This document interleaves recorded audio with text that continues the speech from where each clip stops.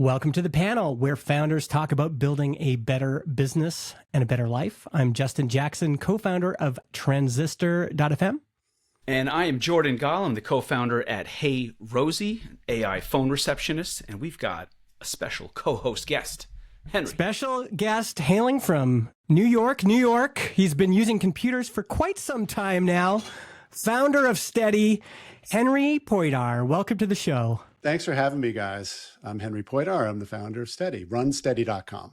Runsteady.com. And maybe just give a little background on what Steady is. Yeah, so Steady is a lightweight OS for teamwork. Okay. And what it does, it continuously distills updates and activities from your tools, as well as intentions and a human narrative around the work that's going on and the work that's going to happen. And then on the other end, it produces personalized intelligence that keeps teams and companies aligned. And today that works for people and with tools and with agents, but now we're starting to introduce agents as first-class teammates. So maybe we'll talk about that a little today. Wow, okay. That's where the product is headed. Yeah, so the Mark Benioff announcement, I think it's all relevant, to see Salesforce open up and basically say agents now have full access to everything is very interesting to kind of, for that, the leader in the CRM space to push that concept out will have an impact. Yeah, there's been some really interesting announcements. I don't know if you guys have followed Linear's story. No, tell us about it. He's so thoughtful. I think that founder is really, really helpful to read because his product sits right in that spot of trying to figure out how all this stuff works. Yeah, so I'm sure it's very applicable for you, Henry. And what's interesting for me is we work in cycles. So the other folks in my company, they come from Basecamp, so they know about how cycles work. I don't know if you guys are familiar with that. The full shape-up process. The full shape-up, and So we follow that sort of. And this is the first cycle where we stopped using Linear. Okay.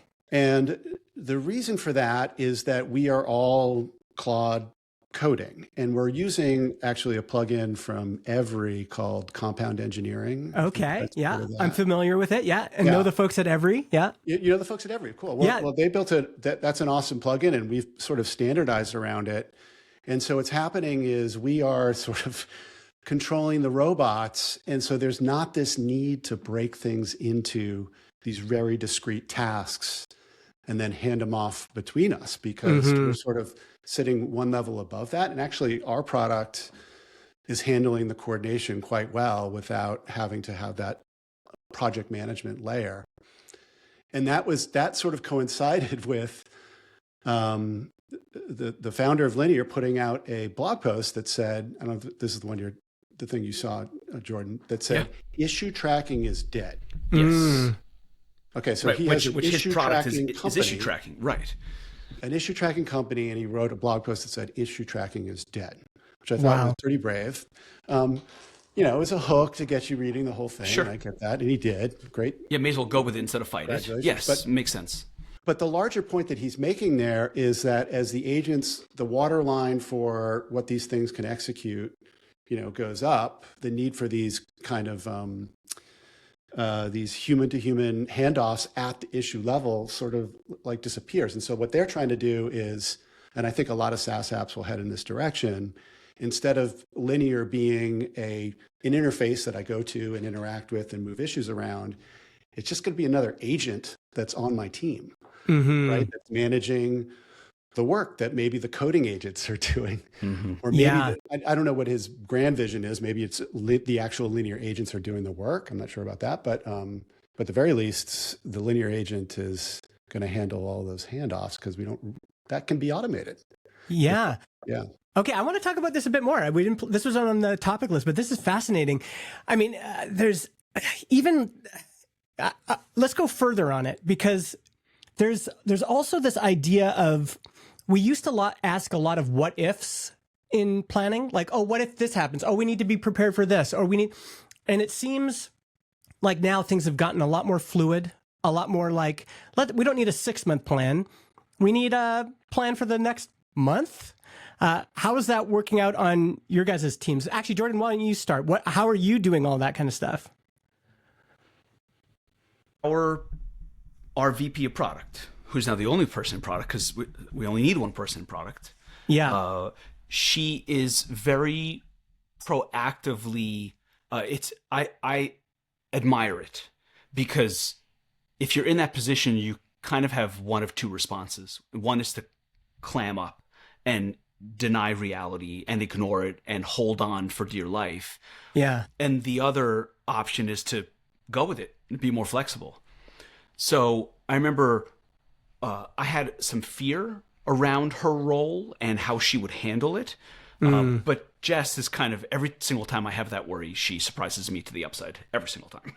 So this is no different. And now it's trying to find what the right balance is. Basically, what level of fidelity is required in a product spec before it's handed over to engineering.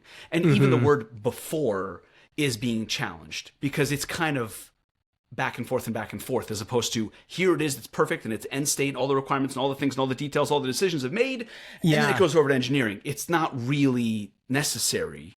Yeah. And so what does that back and forth look like?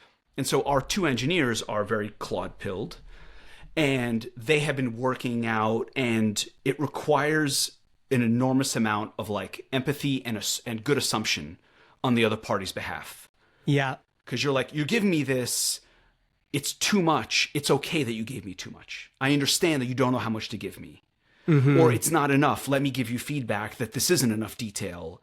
Or when you get it back to your desk and you start to view things, don't be mad at me that I went off in a different direction, because you didn't give me enough direction, and so you gave me that leeway.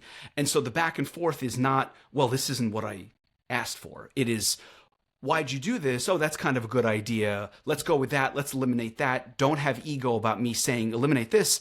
And then our engineers are like, well, there's no ego. I didn't do anything. I just wrote some words. If you want me to change it, it doesn't hurt.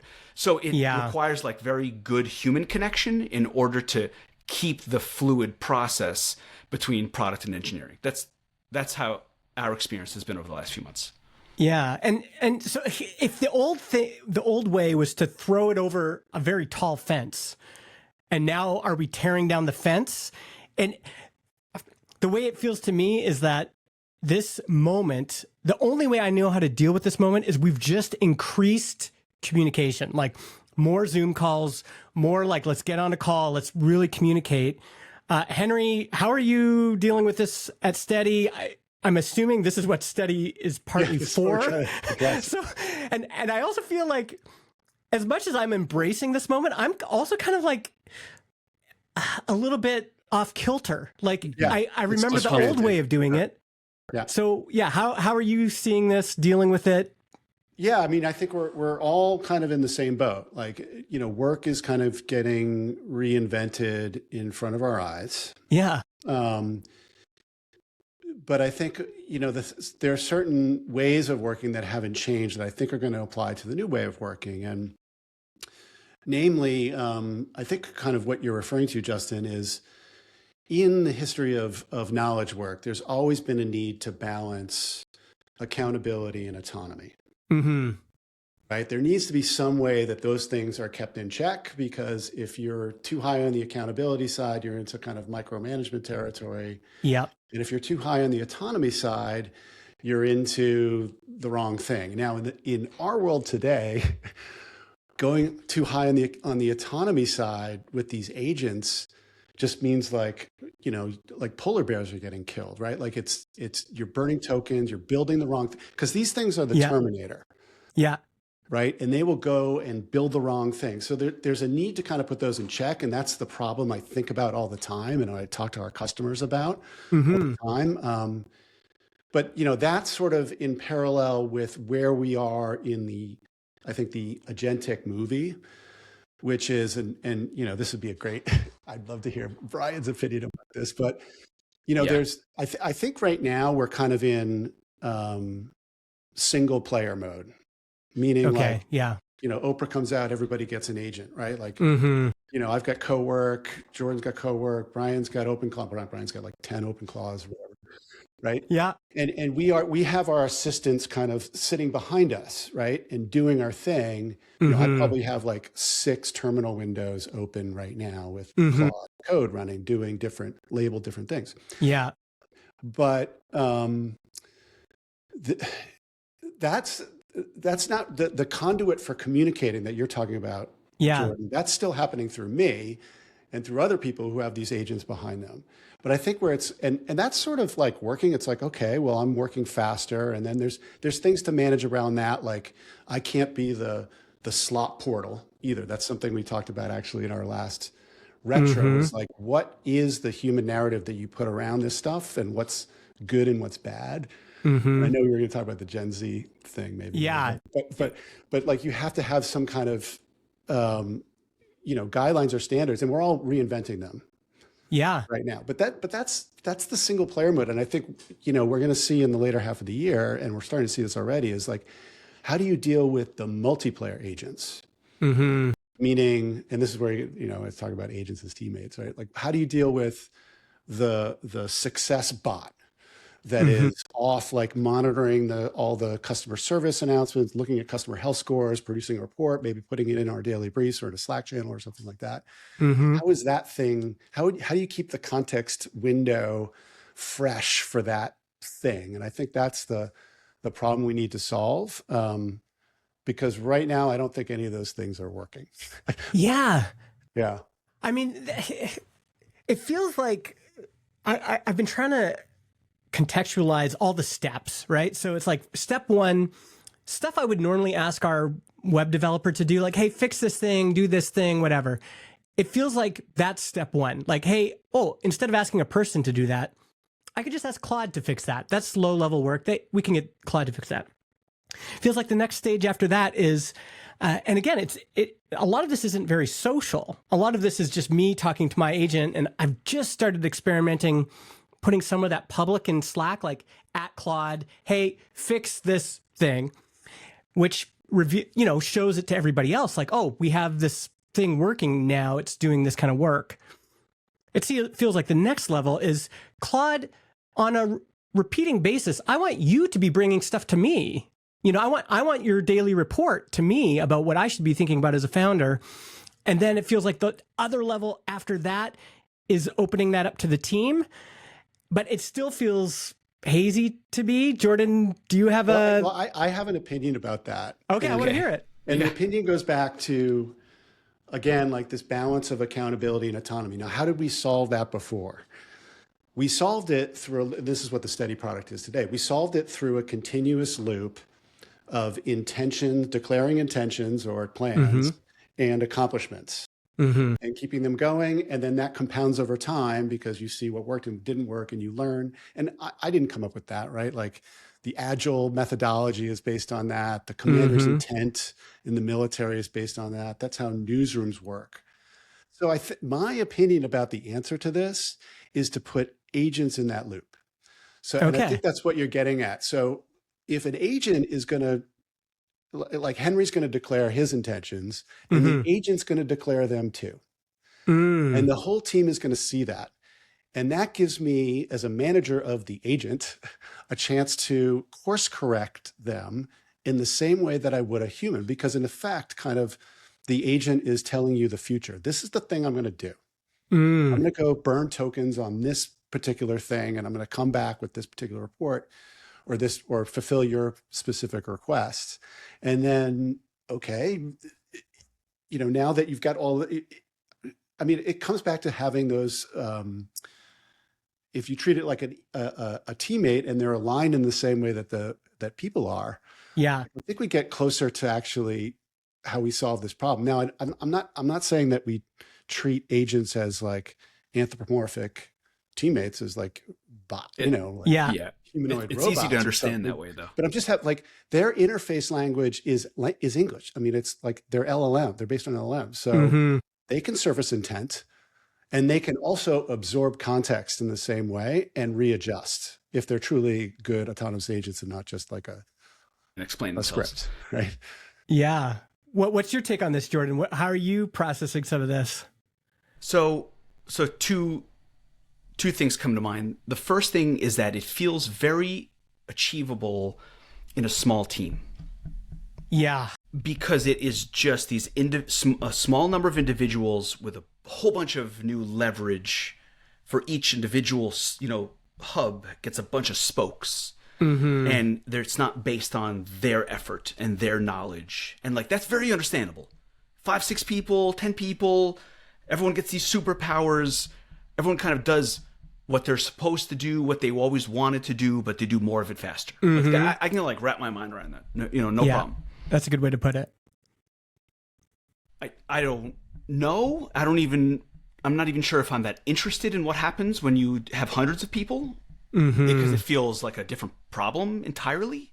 And I think that's, the three of us have small software companies, but Henry, you're solving problems for large companies. And I think that's kind of where you look out into basically bigger topics, bigger problems to solve that we are not confronting yet. Yeah. How are you seeing that, Henry? I mean, that's the other like, just being in this bubble. It's hard enough to navigate it with 6 people, honestly. Like, me and my co-founder had to go through some fights to get to where we're at. Then you got people are just, that's 6 people. Yeah, some adopting, some don't adopt, others love it, others hate it. So it's even complicated at that level, but it feels like you can it's not that it's not that different, but the goals are similar. You can just get there faster. The second thing that I was going to bring up and I want to ask you about is like the business outcomes. Because, I'm not a developer and I'm kind of watching this unfold and create superhumans out of my team members. And but it's not that I don't care, but what I care a lot more about is, what does it mean for the business? What does it mean for the outcome and the speed? And that part of it, if there's anything that I'm feeling right now, is that marketing and go-to-market is just way behind. To see the leverage on the development side and product side and design, and then look over at marketing, it feels like marketing's in the Stone Ages. And right now it feels very immature. We're like, oh, I figured out how to, use this thing called Larry and post an enormous amount of AI slop onto social platforms. Like, that's not good enough. And there are efforts being made in go-to-market to improve, but it's just not nearly the same. Yeah. So Henry, there's a 3 different things you could touch on there. What's your response? Well, I think, so there's the question about how do small companies like ours and teams work with these things. And how is that different than big companies? Yeah, but I could tell you what it's like at big companies by talking, there is a tremendous amount of FOMO. What does that mean? Like the big companies are jealous of the speed of the small companies, kind of thing? No, I would say the employees there are jealous of not being, or not jealous, or fearful of not being completely up to speed with the latest and greatest, so that they can be effective in their role. I mean, they're incentivized to climb a ladder just like every other human, right? And so, the FOMO is around being made irrelevant. Like Lenny's podcast came out. A similar thing to Linear, right? They had an episode with Keith Rabaugh, and he said, the product management podcast had an episode where they said product management is going away. Right? Yeah. Oh, right? So Keith is good at doing that. Like listening to this. Like, what do we do? And meanwhile, on the infrastructure side at these bigger companies, now this is something we don't kind of deal with because we're like, we'll do our thing. I mean, we are SOC 2. I should say we're SOC 2 Type 2 certified. We're audit. Brought to you by Delve. Yeah, we do things. But at bigger companies, it's kind of like it's like back when everybody was bringing their iPhone to work and, had their calendars on, and the IT guy's like, what are you doing? How do we lock this down? How do we figure this out? And now in Q1 2026, I talk to some of my customers and they've got OpenClaw instances running on their machines. And I'm like, you went too far. Yeah, don't do that, know? But they are, I can't tell you how many engineering managers that I talk to are doing the chief of staff AI thing, right? Somehow. With Claude, co-work usually, where they've got a thing, they've got all this MCP stuff, and they're getting a daily brief in the morning. So that's happening, and and meanwhile, I've seen that happen at companies that have a policy of no external AI. Oh, wow. So, it is this moment when people are experimenting with, because they're self-motivated and incentivized to understand this technology. Yeah. But at the same time, kind of like we were talking about before, Jordan, the infra is kind of like lumbering along and trying to keep up with the pace of change, which is faster than anything I've seen with other technologies in my career. It's funny. You just said a few things that are different topics that I want to bring up, because you guys are just. Let's actually fast forward. By the way, there's another episode here, right, on this marketing and AI thing, Jordan? Oh, I mean, that's a whole nother. I've got so much. I deliberately skipped that, by the way. Yeah. There's a lot there. It's less interesting than development right now. It's not there yet, but you can see it's coming. There's too much all value. The rules are gone. Although I'm always partly because it's self-serving, but all of these AI founders, it seems their primary marketing is to go on podcasts and to buy popular podcasts. So in some ways, I'm still feeling like the future of marketing is human, lots of friction, lots of old school, lots of focusing on what worked in the past. Yeah. I actually wish, I would love to see what Steve Jobs would have done in this moment. Yeah. What do you guys think he would have done? Because we're talking about, in some ways, like tearing down the walls, and some ways like now everybody's fluid and talking. How do you think Steve Jobs would be operating Apple at this moment in an AI age? Do either of you have a take on that? I can. So I was talking about this with somebody the other day. I think in this moment, Steve Jobs would have somehow jumped in. Well, by the way, let's ignore the fact that I don't think he would have let some of these things happen that have happened. Sure. Since he was gone, right? Like on the product side. Yeah. But I think there would be some sort of well-crafted agent product. It would be a personal agent, something. It might be baked into iOS, something. Yeah. That felt like as embedded in my life as an iPhone does. Mm-hmm.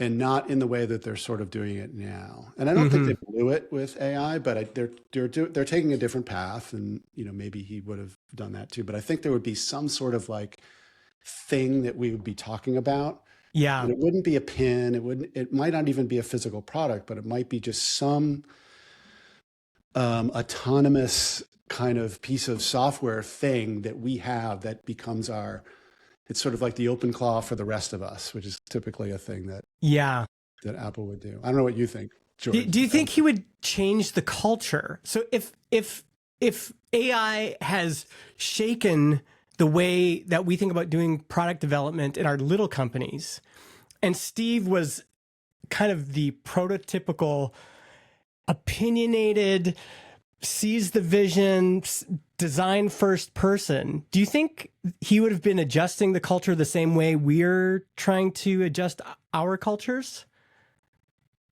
Either of you have a take? I don't know if it's mature enough yet. It feels like it's in an early, chaotic.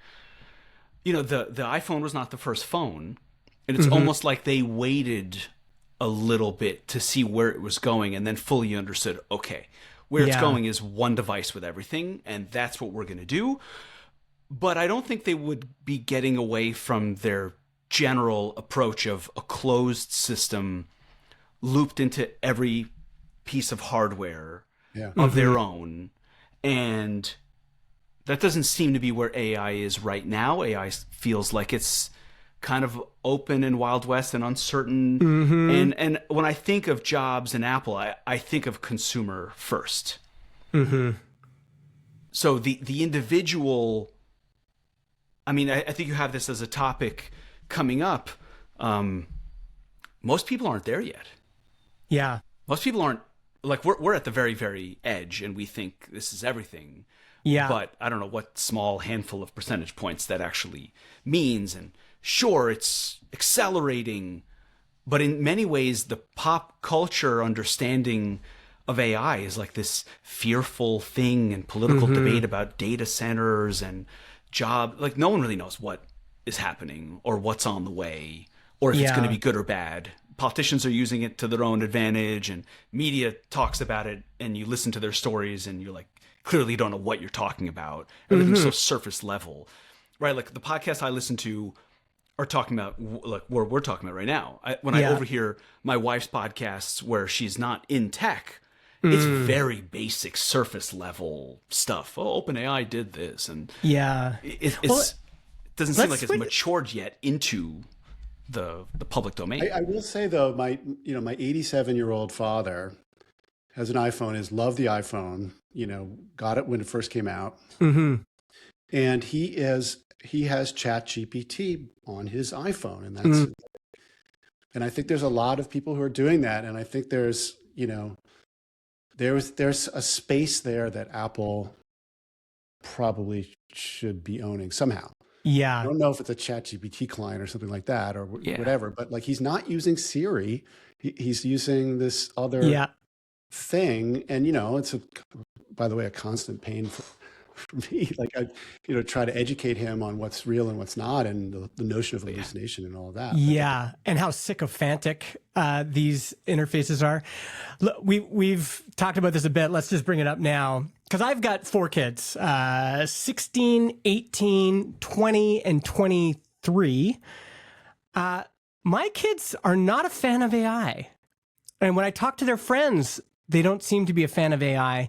There seems to be a real gap here. I don't think it's all because of AI, but a lot of anti-AI sentiment.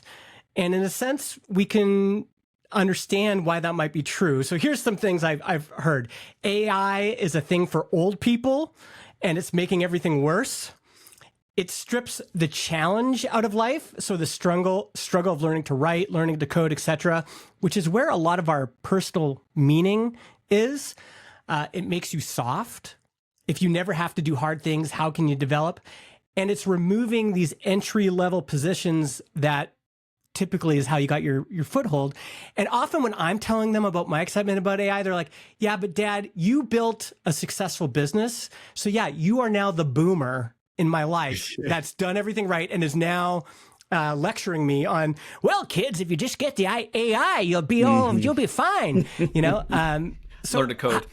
Learn to code or pull up your bootstraps or whatever. Henry, what are you feeling about this? Yeah, so I have twin boys. They're 18, so they're firmly in the Gen Z category. And they are both freshmen in college. I ask them about AI all the time. And I would characterize their attitude towards me is kind of like that famous like Don Draper in the elevator meme. I don't think about you at all. Well, what is like I don't think about you at all. Oh, I don't think about you at all. Yeah. Yeah. So they're kind of like, and I think when I was thinking about answering this question, I think there's like some notion of novelty that we've latched on that they're not latching on to. And I actually I brought a little costume for this segment. Okay. Oh, yeah. There we go. Service of novelty. I'm ready. See if you guys get it or not. You guys know what this is? I mean, you guys don't know what this is? I don't know what this is, but okay. I don't know what this is. So Henry has for the Gen Z audience then. Okay. Henry's put a hat on. Yeah, for the listener. There's a white piece of paper coming off the hat. There's a yellow triangle in the middle surrounded by a bunch of black polka dots. That's right. Yeah. Triangle Man?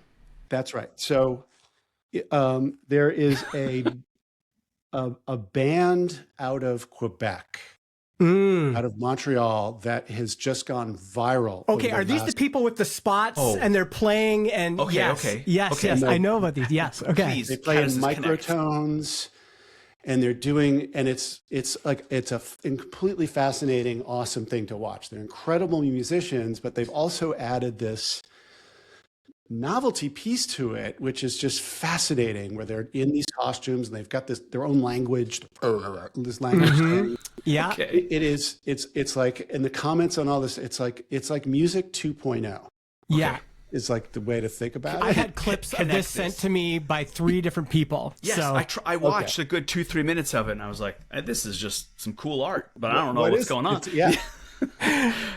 But that's viral right now. And by the way, it's not viral with Henry, Justin, and Jordan. It's viral with Gen Z. Yeah. And why is that? Like, because there's novelty there, and they're breaking the mold, and they're doing something different. And I think that AI and like having automation come into their lives, they're sort of like, I don't know, they're used to it in a sense. They haven't suffered. They haven't suffered. We have been suffering manually for decades, and then this comes along. Of course, we see it as very novel. Yeah, it's kind of like a transition period. Everyone makes the analogy to horse and buggy to car, but we don't know what it felt like when that kind of invention came along, and you literally didn't have. You could get places much more easily. Is that what we're experiencing? But then when you come along and the cars are already invented, you're like, yes, so what? You just drive there. It's not a big deal. Is that what it is?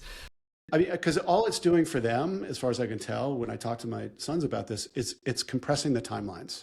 You know, like, and I remember when the internet first came out, like I couldn't do research on the internet to do like figure out how to, you know, write web applications. So I'd go like to Barnes and Noble and like find a book and, you know, like, and like now that whole timeline has just been compressed into like a prompt. So they're not impressed. Oh, so you can write an app with English. Okay. So yeah, you've compressed a thing that used to take longer, which is what technology does. Yeah. It's funny that they don't appreciate the opportunity because they don't appreciate the novelty in some ways. And that's my theory. It's one take on it. Well, Justin, I was prepared to like talk trash about your kids' feedback, assuming that it was going to be this shallow critique. Yeah. But it's not. The fact that they're latching on to like, well, it takes away some meaning because it compresses struggle is actually a very wise way to look at it. I think this is because you said they haven't suffered. And I think one concern is we know that suffering has value. We know that it actually was incredibly helpful for us. And as a parent, frankly, I've always struggled with sometimes making things too easy for my kids because the suffering was so hard. But then having my wife go, Justin, they have to have some suffering, but you don't want them to suffer too much. Like you don't want undue suffering. And so it feels like we're in this real interesting time where, of course, people suffered less once, you know, you could plug your computer into the internet, and then we suffered the friction got removed even more once we got broadband. But with that, we also saw the worst thing about that. Once we got broadband, we also got the worst things, you know, internet addiction and way more porn and all sorts of things that's tough on kids. And now I'm worried about, are we just going to keep raising the floor, reducing all the suffering until there's no suffering left? And now we're completely devoid of meaning. What do you think, Henry? I think the kids are all right. Okay. Yeah. I mean, I don't think they're necessarily shying away from suffering. I think I mean, curiosity to learn new things is, you know, that's going to transcend generations. I don't think that gets cut off because of technology. So I think you're right in a sense. They're probably not going to suffer in the same way. And I wouldn't characterize anything that I've experienced in my life as suffering like that because of time. It's longer maybe. Yeah. But I do. That's I what think it feels probably like. the thing you're talking about that is the most harmful or dangerous or gives me pause is the notion of filling up otherwise reflective space. I think like now in today's world, like that's going to have to be on purpose. Yeah, deliberate You're work. going to have to make up your own friction. Yeah. So let me use a real example from my son. So my youngest son, he is very interested in science, electrical engineering, all sorts of things, and learns a lot on YouTube, is just fascinated to dive into hard things. He's got Raspberry Pis and Arduinos and everything. And Kids are all right. He comes up and he's just angry, and like emotional, right? And he goes, I hate this life I'm in. I wish I was born in 1980 like you, or I wish I was born in 1990 like. I'm like, well, why? And he said, I'm interested in learning assembly, which is like one of the hardest things to learn. And he's like, I want that because I want a challenge. I want to have something in front of me that feels impossible, and I want to climb a difficult mountain to get there. But what's the point when some chud, this is what he says, some chud can just type it into ChatGPT and can get the same result in less time? And it'd be interesting to hear what you respond to him. I actually made him a bet, a $500,000 bet. Maybe I shouldn't have bet this much, but Transistor's doing real well. I know. It's cool. part of it was to make a point, and I could be wrong about this. I might have to pay him $500,000, but I said, listen, Liam, I said, if you apply yourself, like if you honestly want to learn assembly and embedded firmware and all this kind of stuff, if you go deep on that, if you are applying yourself, you find a mentor or you go to college or something, and for the next 4 years, that's all you're doing, and you're learning how to do it by hand, you're learning you're actually suffering a little bit to get to that information, you're being reflective, you're having all of these things. I guarantee you, in 5 years, so after you graduate, in 5 years, if you have applied yourself, there will be a job for you where someone is looking for someone like you. And I give them a few examples. Like in the future, there's going to be companies and organizations, governments and banks who can't use LLMs. We think everything's going to use LLMs. There's going to be things where there's security concerns, where the government's like, we can't have anything touch. Only a human can touch this system. Where you're going to still have to write things by hand. But even if it's not true, to have someone who's thoughtful, who's really learned this stuff, I'm just convinced that there will still be a job for you. So that was the 500. I said, if that doesn't happen, I will just give you $500,000 and you can invest it and live off that. But what do you guys think about that? His struggle, and then what's the hope there? Well, I think your advice is right, because think about assembly language. I mean, before AI, before chat, that problem was already there. Mm-hmm. Like, we've already figured out how to abstract away so that we don't have to write assembly language. Mm-hmm. Yeah. Right. But people are still learning it and because they have to diagnose it. And there's still use cases for it. Like there's definitely people at Boeing that have to learn some of these low-level languages in order to make those planes and jets fly. Yeah. I'm assuming. Yeah. Yeah. My instinct is to say that mountain no longer needs climbing, but there are new mountains. Yeah. You got to figure out which mountains to. There are a lot of things that became irrelevant for us as we matured into adulthood. Mm-hmm. That just were not worth climbing because they were solved in some way or made obsolete. But it's not like we don't have new mountains to challenge us. Yeah. Yeah. So I would be worried about... I agree that there's almost certainly no downside in becoming obsessed with something and going deeper than 99.9% of people. Mm-hmm. There's always payoff at the end of that tunnel, one way or another. But it feels more risky to do that in a field that might just not be worth climbing. And you can be sad about it, but there are people do things the hard way on purpose now, out of love, as hobbies, and they're rewarded for it very often. The people that do furniture building with no machinery whatsoever are in incredibly high demand, or as like a random example. But I don't know, for the most part, I think you got to find new challenges that are worth it. And the idea that it's all solved and it's all soft and there's no struggle left, I think that's premature. Okay, let me bring up another related thing. I'm worried about the younger generation. I think there are some challenges that we just didn't have. So I think about someone like Taylor Otwell, creator of Laravel, incredibly successful. If you ask Taylor, like, how did you get into this?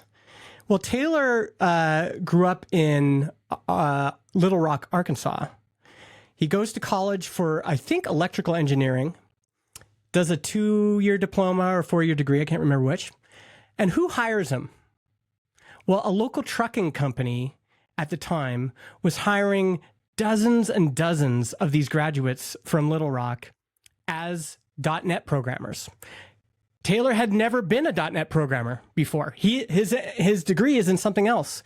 And he gets his first step. Somebody gives him the opportunity, right? And if you talk to kids, like, as much as I want them to have like all the foresight and just kind of know where to go, and like, they don't know what they don't know. And often they don't know until they get that first job and they can kind of look around and go, oh, here's what an opportunity looks like or whatever. I'm worried that this lack of entry-level jobs is really gonna, the kids are gonna suffer for it. There's just not gonna be those same opportunities. And the only advice I can give, when we have young graduates coming to this tech meetup I do every month, and they're like trying to figure out how to get their first job. The only advice I can give them is I've said, listen, this sucks. No one's hiring juniors right now. And so you're going to have to bootstrap your own senior engineer path, meaning you're going to have to choose a lane.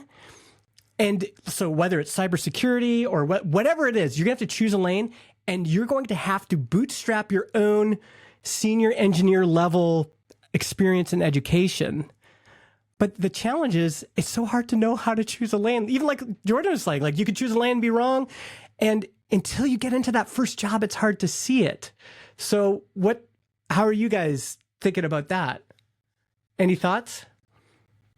I'm relieved that my kids are a bit younger and they have a few years. Honestly, my oldest, my kids are 10, 12, 14. So my oldest is 14 and a few years away from school and then a few years away from the job market. And I feel like it needs to sort itself out a little bit. And I feel fortunate in general that we have that padding. Mm-hmm. I don't think it's going to be as dramatic and bad as we fear. Mm-hmm. These things have a way of sorting themselves out. The market sorts itself out, really, in terms of just supply and demand for roles and companies and services and so on. I'm sure if we looked at like census numbers of just the sheer quantity and percentage of the job markets in individual fields, it shifts over time. Mm-hmm. And we may just not need as many software developers. I kind of have a feeling we're going to need even more. Mm-hmm. But it'll shift. But I don't think catastrophically. Yes, if you get kind of caught in the middle, you may need to choose a different profession or, and that, again, has a way of sorting itself out. Mm-hmm. I think extreme agency is the thing that I try to instill in my kids. There is no, you can put yourself into a victim role and you are powerless. And that's actually the enemy. That's actually the only way to lose is to admit you are 25 years old and there's nothing you can do. Like, that's just an unacceptable conclusion to get to. Mm-hmm. As long as you don't get to that conclusion, you can figure it out. Yeah. We could probably leave this, but I do. I'm a highly actualized, proactive individual. But when I think about myself at 18, that kid had no fucking clue. And the only thing that gave me a clue was people giving me a chance. I think it was, I can't remember if it was Ben Stiller or who it was, but, often actors will say, man, the best thing that ever happened to me is someone gave me a job. And I am just a little bit worried about this toehold thing that I think we all benefited from. And if it It is going away. I can see it in these young comp sci grads right now. Like it's hard to get a job. Like Microsoft and Oracle and all, they're not hiring juniors anymore. And it feels like this whole generation is going to really struggle with this. Well, I think it really depends on where you are on the spectrum of shift versus like 100% displacement. Mm. Right. And I think what Jordan is saying, he sounds like he's pro shift. Right. Mm-hmm. Yes, the traditional junior Microsoft engineering job is going away. Mm-hmm. But I think, and I'm of this opinion too, I think there's a shift to something else. And I think the toehold is going to exist elsewhere. I really do. Yeah. I think, say, go ahead. You know, I went to engineering school, and what I learned at engineering school was how to learn and be an engineer. Mm-hmm. Like I have a mechanical engineering degree. I have forgotten all that syntax. It has gone away. Yeah.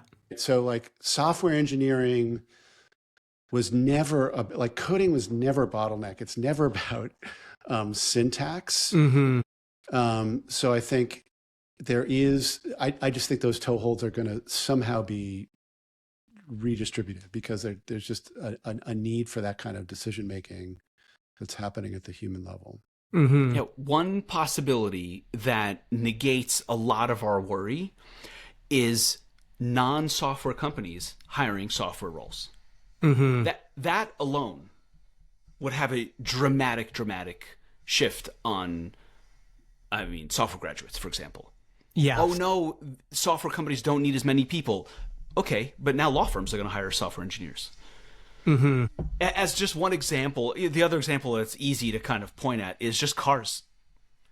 People drive cars for a living. There are literally millions and millions and millions of people drive for a living. Mm-hmm. In 10, 20 years, that just will not exist the same way at all. Those people are not just going to starve. Yeah. It'll shift.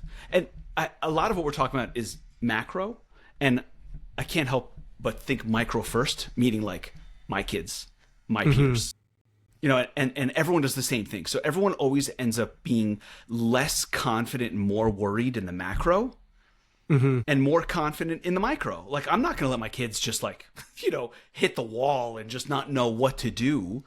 But everyone's going to do the same thing in their own households, in their own communities, in their own towns, and so on. So that's part of how it starts to sort itself out. Everyone pursues their own self-interest, and it doesn't just melt into oblivion and no jobs and depression.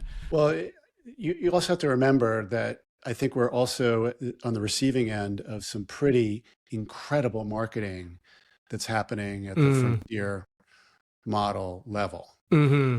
In terms of convincing ourselves that everything's going to be different, everything's going to be amazing. Yeah, that's in their best interest. That like it's AGI is around the corner and all that. Yeah, I mean, the technology is amazing. It truly is wonderful, but it's token generation. Mm-hmm. It's a probability machine based on the last, an incredibly sophisticated probability machine. So yes, awesome, but like it's again we're in this almost this environment where we are telling these kids like this is gonna totally change. There's nothing for you, because that's sort of in their best interest a little bit, which is kind of. It's like, Dad, how come you haven't doubled your MRR? Okay, if you're so smart, it's going to change everything. How come your MRR isn't doubling? No. Okay, well, maybe I do want to move on, but maybe just to close this part off, what is some advice you would give a kid who's 18 to 25 right now, who's in this environment right now? What do you think they should be doing? What's a practical thing they should be doing? I just think apathy is the enemy. Just find stuff that I agree with that. I mean, just find stuff education, you really care curiosity for learning, trying out new things. That's one thing. Again, like what I really appreciated about an engineering degree is like it's kind of like this learning thing. I encourage people to get an engineering degree. I think maybe something that's syntax oriented is not a great idea. Yeah, but something if you combine interest, passion, energy, and then you go in that direction, that's when it becomes practical. Okay, find a mentor. Find someone who's doing something that you think is awesome and reach out to them and try to work with them and make your way forward toward the thing you care about. I wish I had done more of that in my 20s instead of thinking that I knew what I wanted to do and then realizing 10 years later, like, I actually really into the internet. I should go in that direction. And I kind of burned 10 years on other things. Yeah.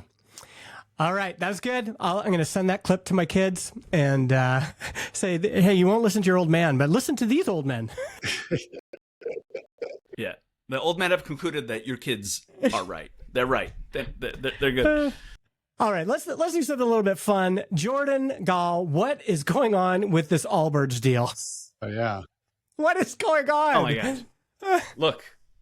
I just talked about passion. I just talked about things that interest you. Oh, man. This is my favorite. This stuff is my favorite. Oh, okay.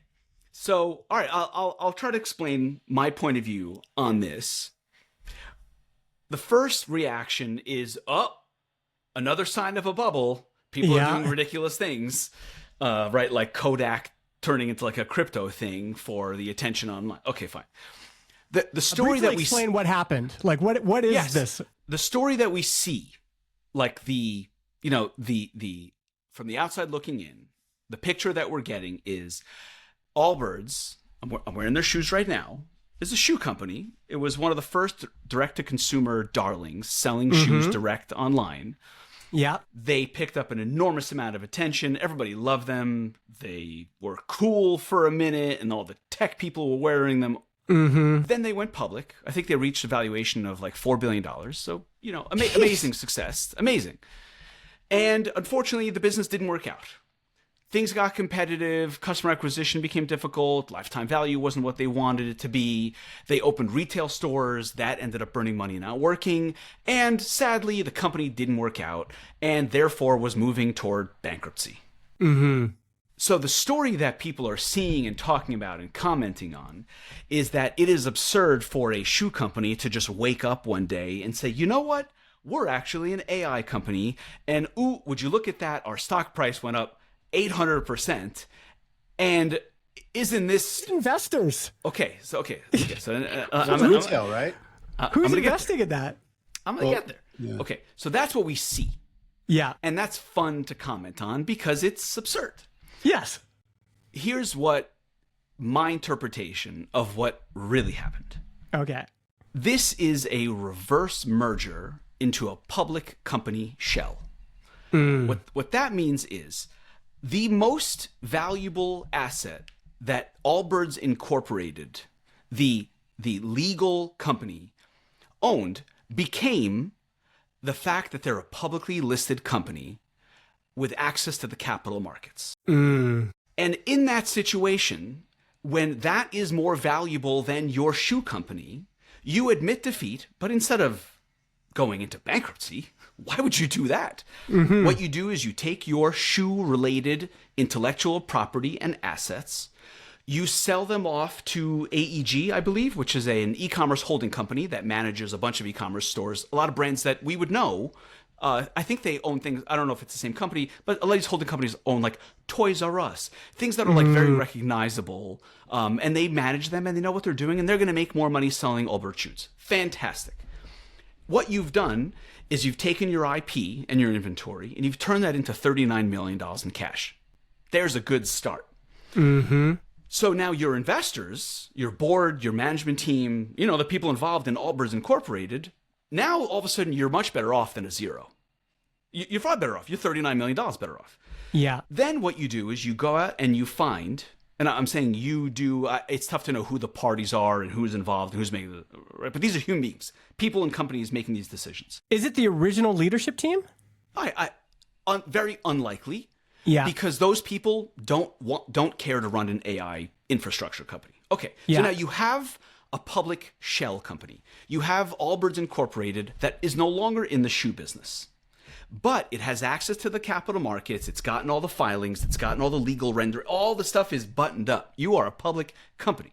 So what you do is you go out and you find an institutional investor and you say, if you can commit $50 million to us as an investment, we will use that to buy hardware to sell to the open market that needs more inference. Great. what the institutional investor then does is say, great, I will commit $50 million. I'm actually going to give you $5 million. And in exchange for that, you are going to give me a convertible structure, a convertible note. I'm going to lend you $50 million. And in exchange, that's going to be convertible at your current stock price minus 20%. So I'm going to buy $50 million worth of stock at $2 a share. Then you're going to go out to the press and you're going to make a big announcement. Everyone's going to make fun of you, but you're going to get a lot of attention. And guess what? AI infrastructure and selling that as a commodity to the open market that needs inference, it's a much better business than a shoe business. And that business is totally fine to value at $150 million. So then the stock price goes up to 20. The management team now has a capitalized public company with money and access to more money and a lot of attention. And the institutional investor just made a ridiculous upside because they put $5 million in cash, made a promise, and is now able to exercise $50 million worth of stock at $2 when it's actually at 18. Wow. And is now this live right now? Because the stock is moving while we're talking. Is it? It's live. It never got delisted, which is the single most valuable thing that it had in its possession. And so some people made a lot of money on day one. And now if the business does well and turns into a nice, boring infrastructure company with AI inference to sell, then they're going to do ridiculously well on the investment.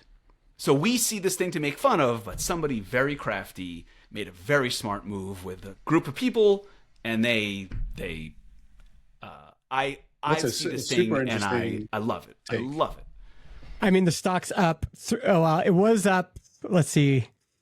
It's up 372%, 373% in the past 5 days. Right. And you see this big spike in all the attention.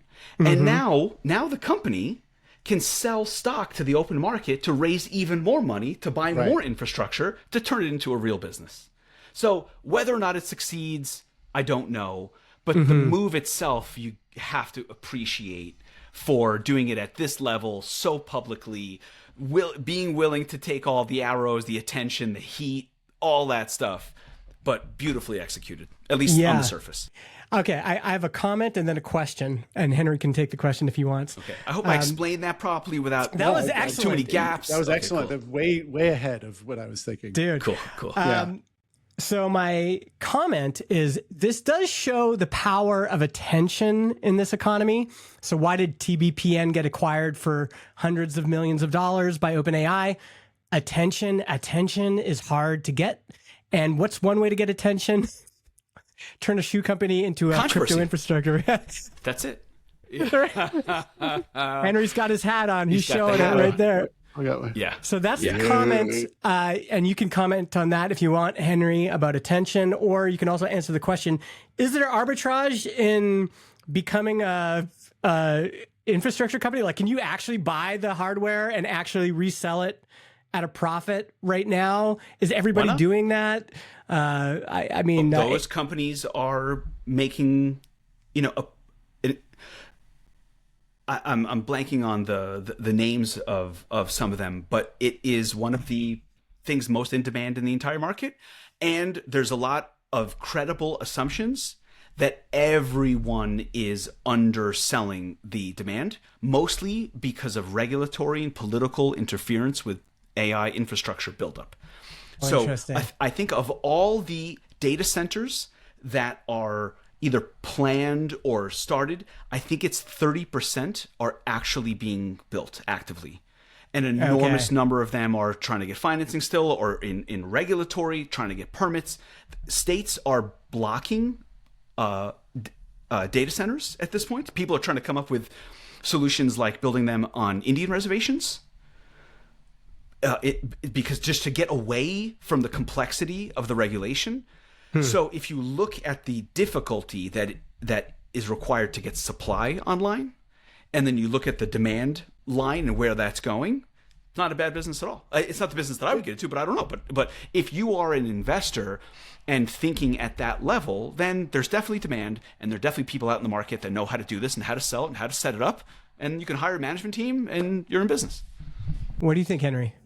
So no question, this is brilliant. On the commodity piece, though, I don't know if like inference is electricity.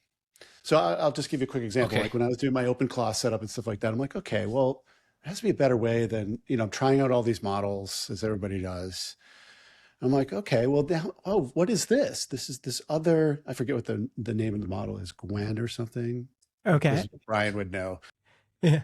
They figured out this way to basically compress, you're only using part of the parameters. As far as I can tell, the technical piece. So you can actually fit like a fairly big model onto like a 32 gig GPU video card, right? And so like people are using that. So I'm like, okay, well, where does that go? Like, do the models get lower and lower and lower? Does Apple get really good at it? They build chips that work with the models, and then we've all got a model in our pocket at some point, and then like the data center thing goes away. I mean, in terms of enterprise software, we talked about this before. Like, on cloud or on-prem has always been a tension with that because of the data. But it's real tension when cloud means training on your data in a way that might get, violate your privacy or your data security in some way. So I think I don't know where the future holds for that. So I don't think like I understand like today we're in this situation where we need more data centers to house this compute, but I think the footprint of that compute is going to change. Yeah. That's one piece. That's one reaction. And so there's I could always be wrong about that. There's always Elon out there trying to make your entire industry obsolete by putting it up in space. Yeah. Or that. Or Yep. that. Which is that's a risk. Yeah. And then the other thing I think about with this Allbirds thing, like what's another brand that's similar to Allbirds? I was trying to rack my brain. Olukai is another Marine shoe Layer, brand. All right. What if Marine Layer did this tomorrow? Do you think that it would work for them? I don't think so. Like, I think we talk about attention and novelty, and if another like band came and did this, it's kind of it's not gonna work, right? Yeah. Yeah. So I wonder if this is I think your insight is brilliant, Jordan. I just wonder if could it be repeated? This happens. It got the attention. It got It happens all the time. So reverse merger is like a well understood concept. That part, but I think this way, right? Yeah. If they had pivoted to anything other than AI, it would not have worked the same way. So they nailed the recipe. They put it in the oven. Everything came out perfect, timing wise, topical, cultural. With the fact that Allbirds is also loved by tech people, they nailed it. Absolutely. Okay. Okay, well, we're circling around this. So let's do last topic. We'll do this, and then we're going to finish off with some updates. You still good for time, Henry? Yeah, I'm good. Okay. Yeah, marketing and attention. If that's the game, is that the main thing that's difficult? And how are you thinking about it? Let's start with you, Henry. What are your thoughts? Yeah, I mean, my thoughts are, I'm an engineer first, right? Like I have to be a marketer and a salesperson because I'm doing this business. But I think that this is a time when there is a call for storytelling above all. So because for example, for me, and this could be my update too, I'm thinking about what we're doing and the things I explained to you at the top of this call. And that's a lot of calories to get over the transom, and it needs to be packaged into a story somehow that's compelling. And I've talked to Jordan about this at length, and I think that's a real challenge, and it's hard, and that's why not everybody can pull it off. Right. And so I try and think about how to package this up. There's storytelling and distribution, and those are kind of two different things, but I think you can't be like limp into the hand on the storytelling and get the distribution right anymore. So I'm thinking about the storytelling a lot. Can you give us an example of that? I mean, you can package it up with your update, but I want to hear how you got a lot of calories. How do you get that in a way that's digestible for market? Yeah. So I had a customer ask me to do a talk about this agents as teammates thing at like a lunch and learn. And so I was like, okay, well, I should really be hitting that out of the park in a way that is challenging to me that I've never done before. So I'm kind of like thinking of that as like a TED Talk. And I am spending a lot of time trying to, and I'm like reading about how people do TED Talks and that's a whole art and thing. I don't know if I'm going to try. We'll see how it goes. But that's what I'm thinking right now. It's like, okay, I have to really get the story into this incredibly compelling thing. And that vehicle is going to have novelty. That vehicle is going to have a story arc. It's going to have tension. It's going to have characters. So that's sort of how I think about that right now. I'm probably not thinking as hard as I could on the distribution side of that story, other than to say it's a TED Talk, and if people like it, then maybe they'll invite me to give it in other places. They might give other distribution. I mean, you should certainly probably get someone to videotape it. Yeah, you know? I think that's what I'll do. That's the first step here is to video it and then give it to Justin Jackson and Jordan Gall and have them tear it apart. I mean, you know who is a master at this, and it's just their approach just plays into this AI era so well, is Jason Fried and 37 Signals. They're just a master. So they pick something like real work doesn't happen at work. And then he gave that as a TED Talk. And he knew so you need both, right? You need the novelty of, it's like what makes a comedian good is they articulate something that people feel, but has never been articulated. And then there's so much, it's so cathartic to hear someone articulate, like, yes, I go to work and real work doesn't happen at work. It happens when I get home after work, or I wait till everyone leaves the office. And then, so he has always been a master at this. He has. Yeah. And this is, I think, is just going to become, I think, cults and religion and companies as cults and religion is going to become a bigger thing. You're going to have the Basecamp way, that's going to become more attractive than less attractive. And it's all about capturing this novelty. You have to do it in a way that's genuine to you. Yeah. Right? Like, we can't pretend to be Jason Fried or GHH. We got to find our own piece of this. But man, in terms of having another great example is Derek Sivers. Derek Sivers has just made a whole career of writing books and essays that are the counter melody to what the culture is doing. And that's why he resonates, is people are like, whoa, I've never heard anyone talk about this before. What a master. Jordan, how are you thinking about this? I think that's so rare that it's not even worth pursuing, if I'm being honest. That's the counter melody, Jordan. You're doing it. Is that your TED Talk, Jordan? Don't do a TED Talk. Look, I'm not that special. Yeah. No, look, that is the ideal. That the story is the message, is the distribution, is the person, is the company, is like that. That is exceedingly rare. We can name a few of them on one hand. Great. And we've named them. And I always think it's very, very dangerous to pursue replicating something so exceptional, so rare. I just don't like, it doesn't seem like a high enough probability for success. Yeah. I do think the storytelling is an inevitable, central role. And it's really hard these days because you need to be really good at storytelling. You're telling the same story, but a different version of it to the market, to your investors, to your customers, and to your teammates. And that is that's like a full-time job. And if you forget to tell the story and you let it just kind of, the narrative just go on its own, then it turns into boring work that everybody hates. And then it devolves into these weird human things that we do in the absence of a story to pursue. So that I think that's really challenging. The distribution part of it is, I think that's where we end up focusing. We just complained that AI is behind on the marketing front. In many ways, it feels like all that will do is have a very, very short shelf life of everyone's going to have superpowers within a year, and then none of it will matter because it won't be differentiated and it's pointless anyway. And it'll go right back to who has real attention, who has real love, who has a real audience. That is worth pursuing. Figuring out how to tell your story properly and distribute it properly without the goal of being a unicorn that everything I say cuts through all the noise and it also leads back into exactly what I sell.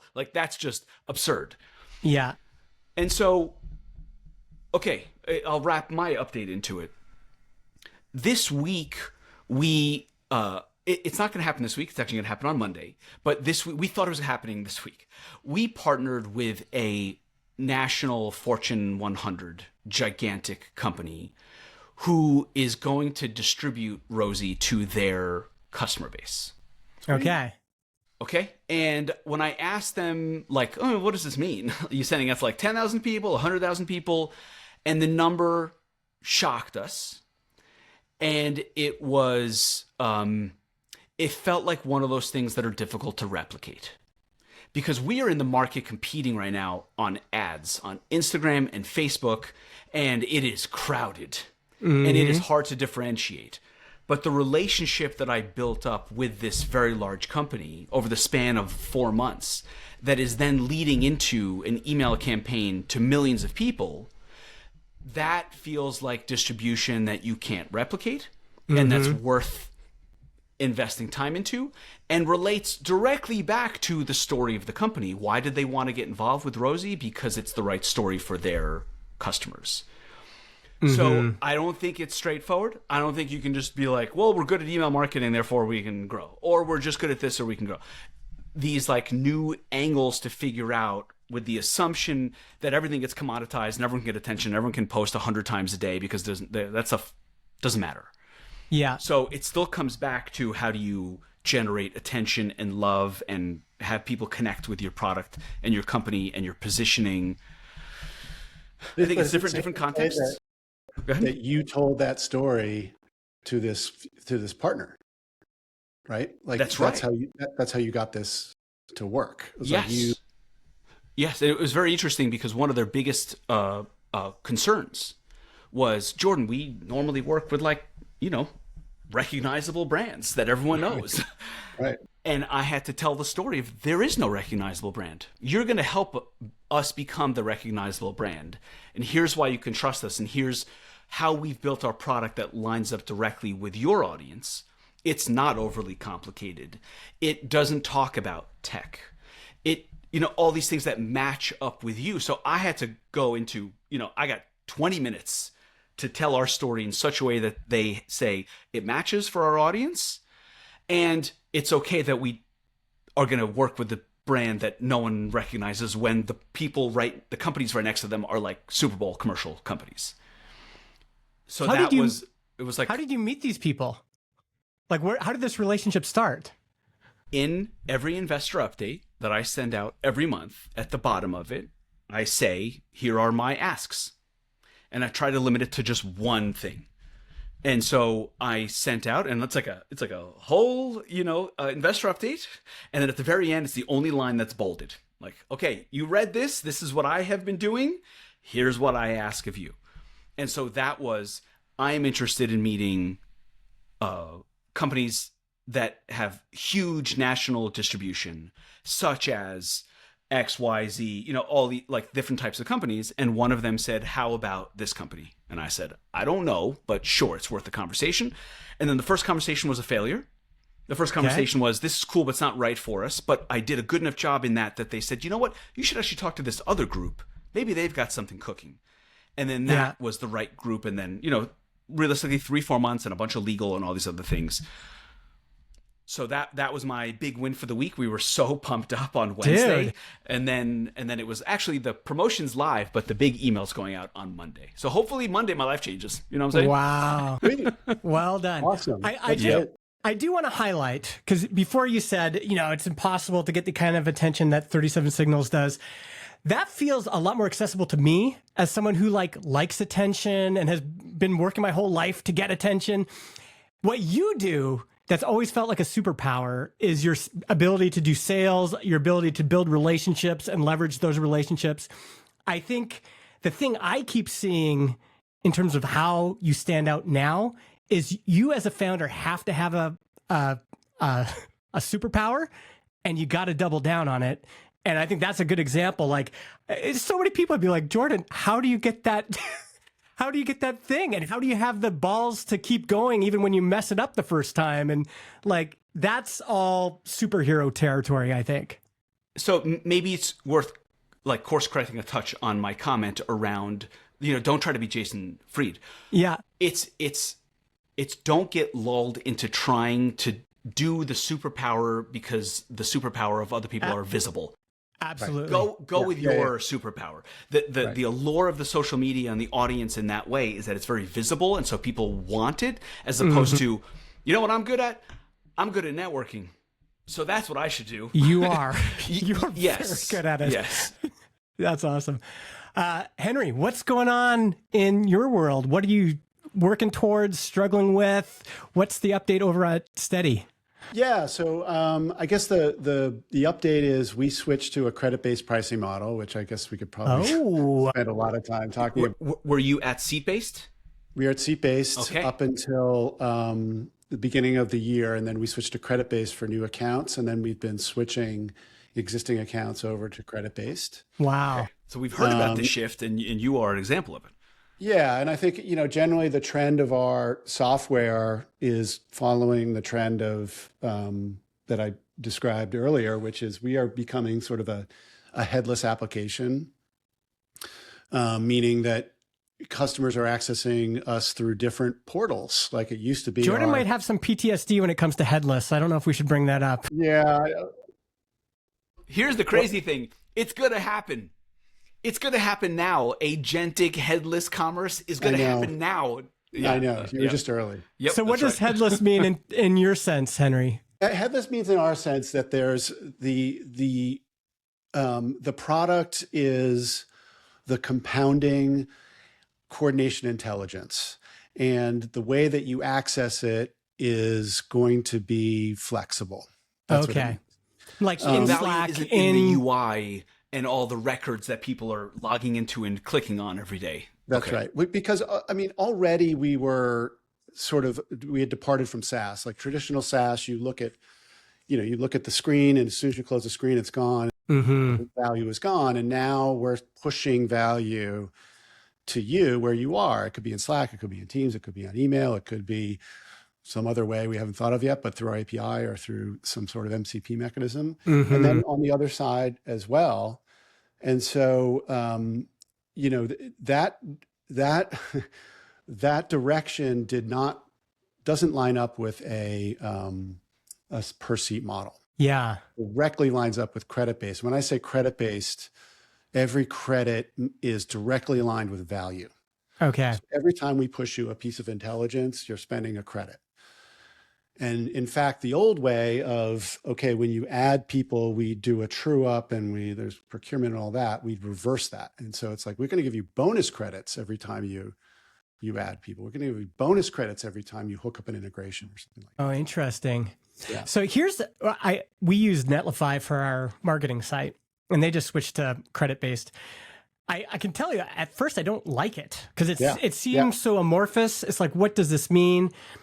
I'm curious how you're addressing that. Was there pushback? And the other thing I noticed with pricing is sometimes you choose a value metric that might not be the actual like cost center or thing, but it's just helpful for people to understand. So like in the hosting business, a famous one is storage. We're just going to give you 2 terabytes, 6 terabytes, 20 terabytes. And some people say, you got to go value-based billing. But there's a lot of hosting companies selling terabytes of storage that have a nice upgrade path and a nice business. Although I guess Netlify just switched. So what's been the feedback? What's the thinking there? Yeah, I mean, we wouldn't have done it unless we had gone through a lot of feedback cycles with customers, right? And sure, there's customers who are used to purchasing SaaS through SaaS. And I don't think our company is going to survive that way. And also, I don't think that we can deliver value that way and still make money because, we are spending inference costs on producing this intelligence, right? Yeah. So, there has to be a way to map that back. But yeah, there's headwinds and tailwinds. I think the tailwinds are exceeding the headwinds right now, which is great, but we're feeling it out. And I do think it's very important for us because we are already in a business that was not commodified in the sense like a coordination intelligence. What the hell is that, right? So we're already in this thing that doesn't have a comparison. it is sort of a new category in a sense. So we need to differentiate ourselves from all this traditional SaaS as much as we possibly can. Yeah. And so this is one way of doing it, but it also happens to align value. And I think the other thing that's been really great about it, that we've heard from customers, is that it moves the decision cliff, because we're doing this bonus credit thing, when they're adding people, in a way that makes that part frictionless. Because it used to be, okay, I know this thing is going to be better if I add Justin's team and Jordan's team to this. Yeah. But I guess I gotta do a trial, or I gotta buy these seats and maybe remember to cancel them if it's not going to work out. Yeah.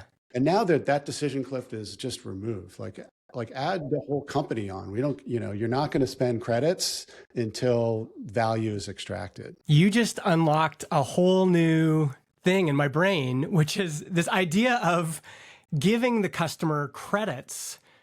That's such an interesting, you can imagine, what would a phone company look like if they were doing stuff like that? Or what would I like that idea, because a credit normally, like with your phone company, is they fucked up and they give you a credit, right? Right. But this is like you're rewarding behavior. You're saying, hey, you add more teams, you get a credit. You get a token of value. It maybe even some of this utopian dreaming people had around crypto, like I get a token, you get a token. We just keep sharing tokens. There's something there. That seems like a lot that's fertile with possibility. It is. And I'm excited about it. But the devil is in the details and execution. And dude, you got to write about that. If you have, I don't know if you have been, but I haven't been. Oh, yeah. That feels like a new paradigm to me. It's interesting to do that right at the point of that pricing decision. I've seen others do it around onboarding. Right. So take this next step, even extend the trial, get extra days, get extra minutes, get some other type of credit. And I guess that is really focused on the most critical. I mean, we have one of these issues that we're keep playing around with. 89% of people that turn into paying customers put their credit card on file within the first 24 hours. We have a 7-day trial. And 89% put it in within 24 hours if they're going to become a customer. And so we look at that and we're like, well, what are we supposed to do? Can we do anything? Is there something to be done to begin with? Because, not everyone wants to put their card in. But how do you incentivize people to take the behavior that you want them inside of your product? It's interesting. Yours is focused right at this very, very critical moment of expansion. And at the beginning too, we don't have trials anymore. You just go, when you sign up, you get credits. And when you hit your limit, you can buy a credit pack. Oh, interesting. So even the adoption. I do think there's going to be a fluid. I think now the terminal has become one of the most interesting entry points for companies, and I think there's still so much friction there. But you can imagine when I'm in Claude Code and I want to deploy a Ruby on Rails app to DigitalOcean, it's saying, well, you should use Hatchbox. But I can't just say, okay, well, just create an account for me on Hatchbox right now. Yeah. Once that friction gets removed and Steady's able to say, well, we just use, the LLM is just saying, we use Steady for this. Right. And you've already got 100 free tokens or credits. I might not even know what that means, but it's like, okay, and we're all burning credits all day. So we know what that is. You know what that is? Yeah. Oh, that's.